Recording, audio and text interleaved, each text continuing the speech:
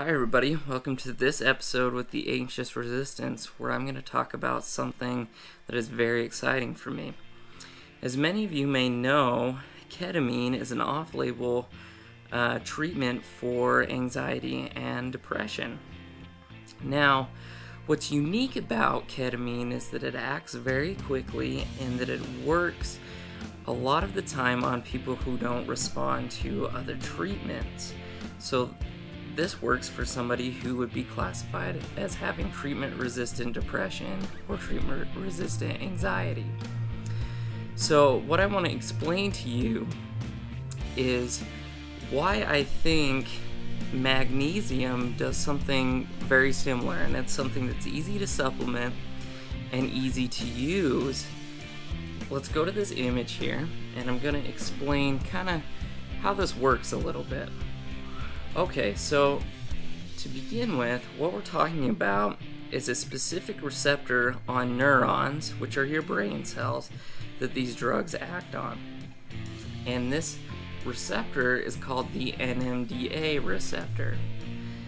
Now, how this works is our neurons have this membrane around them, so you can see here. And we call this the cell membrane, and in this case, since we're at a synapse between nerve cells, so neurons where they meet together. So when we're talking about the neuron, this side with the cytoplasm here, this is the inside of the neuron. And how they communicate is there are things out here in the synaptic cleft, and they kind of float around and they communicate with these receptors, and these little chemicals such as calcium, such as sodium, glutamate, when they're released into this area between the neurons called the synaptic cleft, they communicate with these receptors like the NMDA receptor that we're talking about, and they create a response with the other cell. Now, what I really want to point out with this is that the NMDA receptor that we're looking at here has been tied to mental health disorders such as anxiety and depression, and it's often through overuse of this receptor. It gets activated too often and it disturbs this balance that we have in the synaptic cleft. So what's really unique about ketamine binds in the NMDA receptor in this little spot right here. And what it does is it keeps the receptor from activating. It's called an NMDA receptor antagonist, but due to where it is and that it binds in there quite effectively, it keeps the cell from working quite like it's supposed to, and that's what creates our dissociative effects, those psychomimetic effects that are things like hallucinations and changes in mood and all this stuff that is really undesirable. But the difference is magnesium, elemental magnesium, will bind in a site right here that's similar to where it is in ketamine. And this is the inside of the NMDA receptor channel. This channel right here where the calcium, the sodium, they flow through here.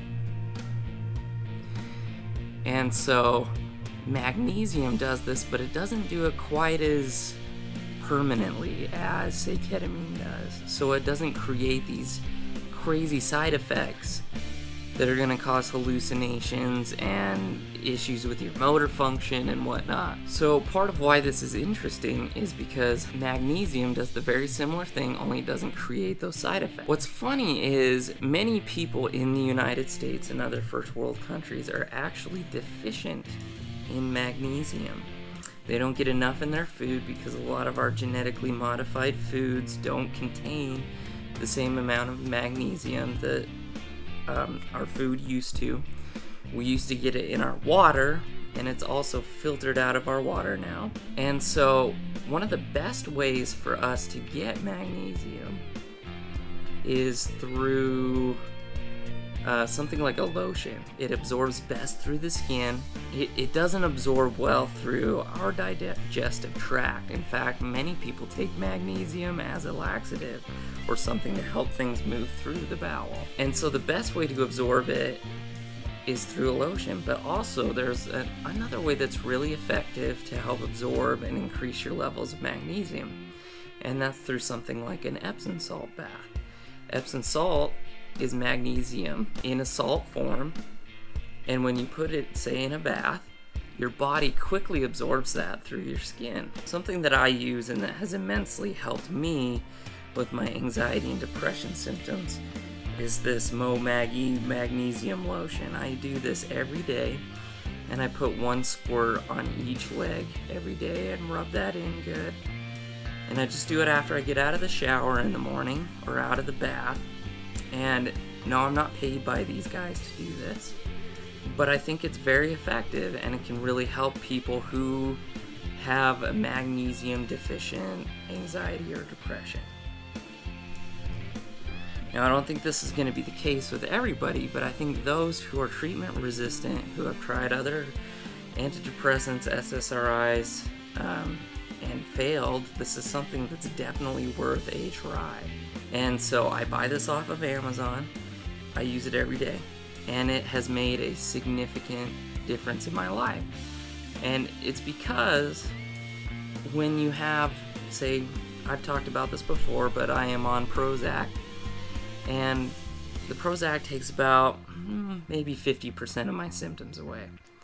But when I add the magnesium, it's like another 35%. So I'm 85% controlled between the two. Heck, even some days I feel like it's just not even there. My anxiety and depression are gone. And, you know, I don't think this is publicized very often by pharmaceutical companies and other things. This mechanism of action that I've talked about with the magnesium, similar to ketamine, is there's no money. You can't make any money off of magnesium supplementation. It's too cheap and it's too easy to get a hold of. So I encourage you to try, with the supervision of a doctor, magnesium lotion or an Epsom salt bath, and see if that helps relieve your anxiety or depression symptom. And again, it's made a big difference in my life. Give it a try. And thanks for tuning into this episode of The Anxious Resistance. You can see my other videos to learn my story with anxiety and depression, my years of struggle with it, and you can also find other informational videos such as this. Learn how your antidepressant works, learn why it works, learn what other alternative treatments there are, because this is The Anxious Resistance, and what we do is help people get better and help people find ways to deal with and get through their anxiety, depression, or other mental health disorders.